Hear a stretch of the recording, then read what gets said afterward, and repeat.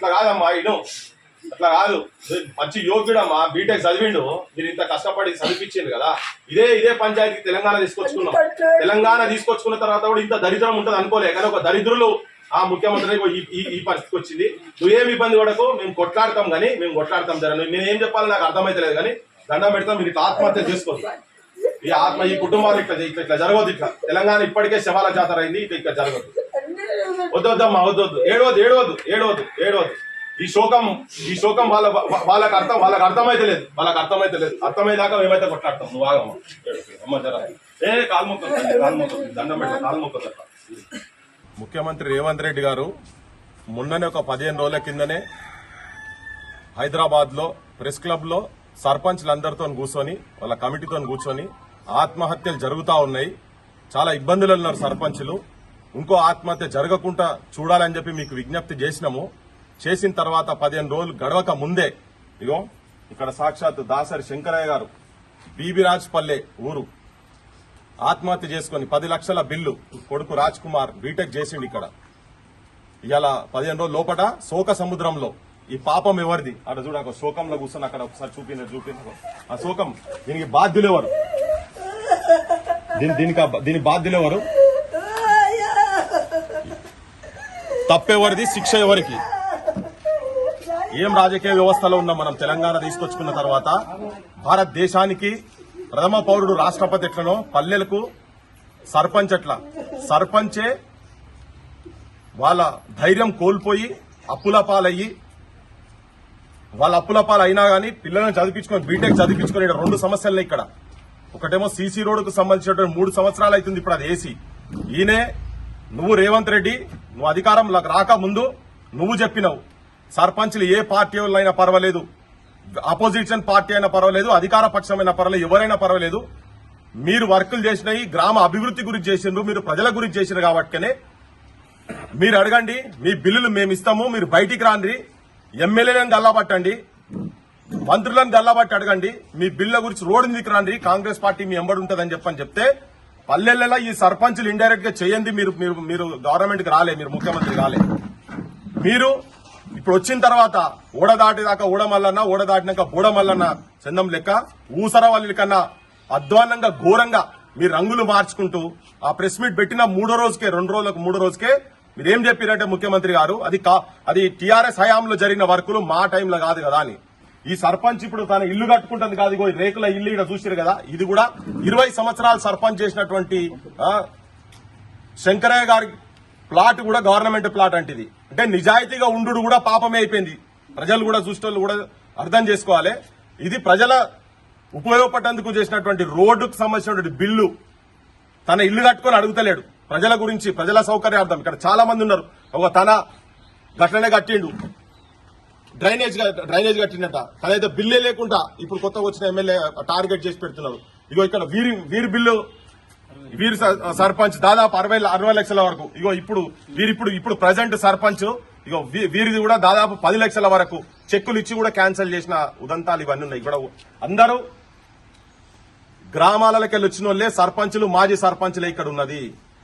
మీకు మేఘా కృష్ణారెడ్డిలకు, పొంగులేటి శ్రీనివాసరెడ్డిలకు 1000 కోట్ల రూపాయలు ఇచ్చినందుకు మీకు చేతులాడితే మీ దగ్గర పైసలుంటాయి. కానీ కటిక పేదరికంలో ఉండి ఇప్పటికే చితికిపోయి అవమానాల బతుకులు బతుకుంటా ఇక్కడ ఇళ్లలోకి వచ్చి వాళ్ళు అప్పులలో వచ్చి అడిగితే తీర్చలేక బీటెక్ చదివిన తర్వాత యోగ్యుడు తన అవుట్ సోర్సింగ్ నౌకరు వచ్చిన తర్వాత కోవిడ్ లో మీ ప్రభుత్వంలో ఉన్నప్పుడే కోవిడ్ లో నౌకరు తీసేస్తే ఎక్కడ దాలా ఈ దేశాలకు ప్రయత్నాలు చేసుకుంటూ పోయిండ్రు. అట్లా అప్పులు చేసి అట్లా ఇబ్బంది పాలైనరు. బయట దేశాలలో కూడా ఇప్పుడు ఎట్లా బతికెట్లు తెలుసు కదా మీకు. వికారాబాద్ మున్సిపాలిటీలో కూడా తన అవుట్ సోర్సింగ్ గా చేసిండ్రు. కానీ ఎక్కడ కూడా ఇప్పుడు తెలంగాణ వచ్చిన తర్వాత నిరుద్యోగ సమస్య పోతుంది, అందరికి ఉద్యోగాలు వస్తాయి అనుకుంటే ఇగో ఇది ఒక సాక్ష్యం. తెలంగాణలో పల్లెలు ఎట్లా ఉన్నాయని. ఒక సర్పంచ్ 20 సంవత్సరాలు సర్పంచ్ చేసి 10 సంవత్సరాలు సర్పంచ్ చేసి ఇంకా 10 సంవత్సరాలు ఉప సర్పంచ్ గా చేసినటువంటి కుటుంబం ఆ ఇంట్లో తననే ఆత్మహత్య చేసుకుందంటే ముఖ్యమంత్రి గారు మీకేమైనా సోయికి ఉందో లేదో నాకు అర్థమైతలేదు. కానీ మీరు ఈ బిల్లులు మొత్తం ఇంకొకటి ఇప్పుడు రాజ్ కుమార్ ఒక మంచి మాట చెప్పిండు.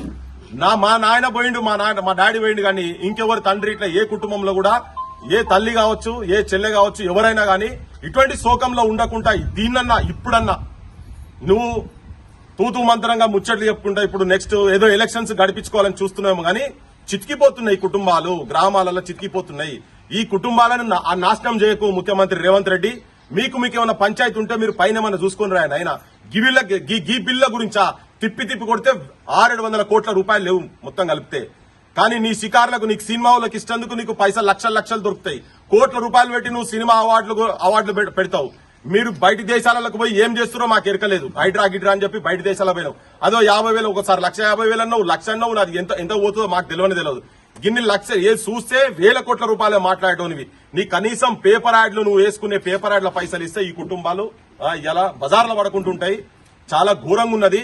శవాలై ఊరేగుతున్న రైతన్నలు నడిసేన్లలో సమాధులైన రమ్మా కూలన్నను అనుకుంటే తిరిగినాం. ఇప్పుడు ఇవాళ గ్రామ ప్రథమ పౌరులు సర్పంచులు శవాలై ఊరేగే పరిస్థితున్నది.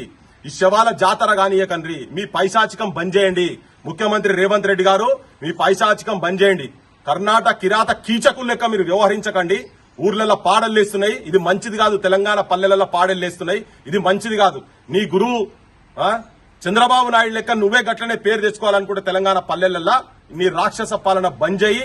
నువ్వు వెంటనే ఇది ఒక బెంచ్ మార్క్ కావాలి నీకు. నీ సోయికి తీసుకొచ్చుకో. నిన్ను ఒక్కసారి నేను ఇంట్లోకెళ్ళి అరెస్ట్ చేస్తేనే ఇయ్యాల వరకు మొత్తుకుంటున్నావు నువ్వు చేసిన పాప పనికి, తప్పుడు పనికి. ఇలా వీళ్ళు గ్రామాల అభివృద్ధి చేయాలి, ప్రజలకు సౌకర్యార్థం ఒక స్కూళ్లు కట్టిరు. తన స్కూల్ కట్టిండు. స్కూల్ కట్టిన పైసలు కూడా రాకుండా ఎట్లా నాకు అర్థం కాదు. నువ్వు పొద్దుగా లేస్తే ఆ విద్య గురించి మేము ఎంతైనా స్పెండ్ చేస్తామని చెప్పి మాట్లాడుతున్నావు కదా. మరి కట్టిన బిల్లు అయితే ఇయ్యరాదు.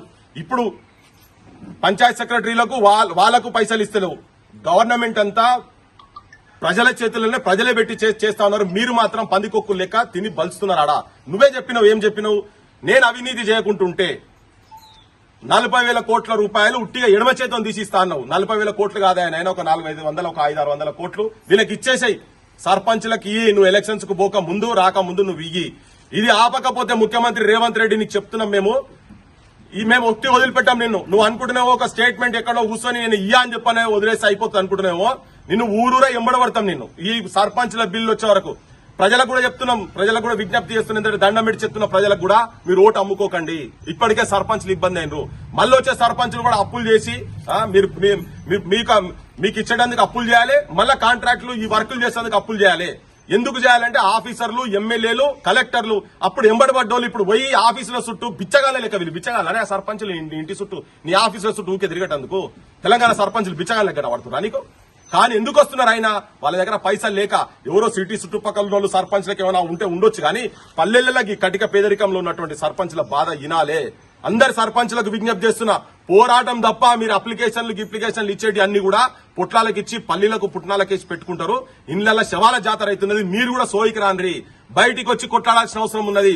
ఈ ఎమ్మెల్యే మీ ఎమ్మెల్యేలు మీకు దగ్గర ఉండేది ఉంటే వాళ్ళు పైసలు ఇస్తే మీరు ఇళ్లలో కూర్చోరు. ఎవరు పైసలు ఇయ్యరు. క్షేత్ర స్థాయిలో నాయకత్వము, పల్లెల నాయకత్వం చాలా ఘోరమైన పరిస్థితుల్లో ఉన్నది. విద్యా వ్యవస్థ సర్వనాశనం అయింది. ఇవాళ ఏమైనా గ్రామ పంచాయతీకి పెట్టినటువంటి బిల్లులు తనైతే ఎంటర్ కూడా చేస్తలేట. కిషన్ అయితే ఎంటర్ కూడా చేస్తలేట. ఆ పేరు చెప్తేనే పక్కకు పడేస్తున్నట. నువ్వేమో అధికారం రాకముందేమో బొచ్చడు పొంగనాలు మాట్లాడి చెప్పినావు. ఇప్పుడు నీ మాట మీద నువ్వు ఉంటలేవు, నువ్వు ఉండని చెప్తున్నావు. కానీ అయినా కానీ మేము చెప్తున్నాం, ఇంకొక సావు జరగనీయకుండా చూసుకో. మీ ఇళ్లలో పాడెల్లేస్తే మీకు తెలుస్తుంది ఆ బాధలేంటియో.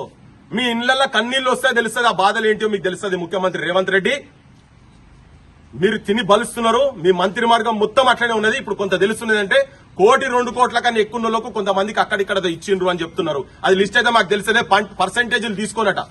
ఎన్న చెప్తున్నాడు ఆఫీసులో పోతే 130 కోట్ల రూపాయలు అంటే అది మీ కావాలైనా మీ ఇచ్చి రిలీజ్ చేసినట్ట మీవి కావు. అదే కదా చెప్పింది. మీ 153 కోట్ల రూపాయలు అది మీకు సంబంధించినటువంటి కాదు. వీళ్ళ గవర్నమెంట్, కాంగ్రెస్ గవర్నమెంట్ వచ్చిన తర్వాత కొంతమంది ఎమ్మెల్యేలు ఆడిట్ చేసిన బాపతి అని చెప్తున్నారు. కానీ రెగ్యులర్ పైసలు కూడా కాదు అవి. రెగ్యులర్ నీ సఫాయి పనులకో లేకపోతే ట్రాక్టర్ల డీజిల్కో ఇచ్చిన పైసలు కాదు. గ్రామ పంచాయత్ సెక్రటరీల మీదనే పడుతున్నాయి అవన్నీ. రేవంత్ రెడ్డి మళ్ళా చెప్తున్నా, ఎక్కడి పోయినా గానీ మేము నీ ఎంబడబడతాం. నువ్వు చేసిన ప్రామిసులే ఇవన్నీ, నువ్వు చెప్పినయే. మాకు నీతో గెట్టు పంచాయతీ లేదు, గూడ పంచాయతీ లేదు. మా సర్పంచ్ల బిల్లులు వెంటనే నిరుద్యోగ సమస్యతోటి ఇంకొక కారణం కూడా ఇక్కడ ఉన్నది. వీళ్ళకు ఉద్యోగాలు రావాల్సిన అవసరం ఉన్నది. క్వాలిఫైడ్ అనే కదా నువ్వు అవుట్ సోర్సింగ్ నౌకర్ పెట్టుకున్నావు. మళ్ళా నువ్వు తీసి వేరే దేశాలలో పోయి అక్కడ కూడా ఇబ్బందుల పాలై మళ్ళీ రిటర్న్ వచ్చిండు. ఆర్థిక ఇబ్బందులతోటి అన్ని రాజకీయ పక్షాలకు చెప్తున్నా, మాట్లాడినటువంటి అందరు రాజకీయ నాయకులకు చెప్తున్నా, మీరు కూడా సోయికి రాండ్రి, మీరు కూడా రోడ్ల మీదకి రావాలి. ఈ ప్రభుత్వాన్ని మెడలు వంచాల్సిన అవసరం ఉన్నది. ఇంకొక సావు తెలంగాణలో ఏ పల్లెలో ఇంకొక సర్పంచ్ రూపకంగా పాడెలు వెళ్ళొద్దు ఇళ్లకెళ్ళి, అది అరిష్టం, తెలంగాణకి అరిష్టం అని చెప్పి చెప్పదలుచుకున్నాం. ఇది ఇక్కడనే కాదు, నేను మళ్ళీ హైదరాబాద్ వచ్చిన తర్వాత కూడా దీని మీద మాట్లాడతాం.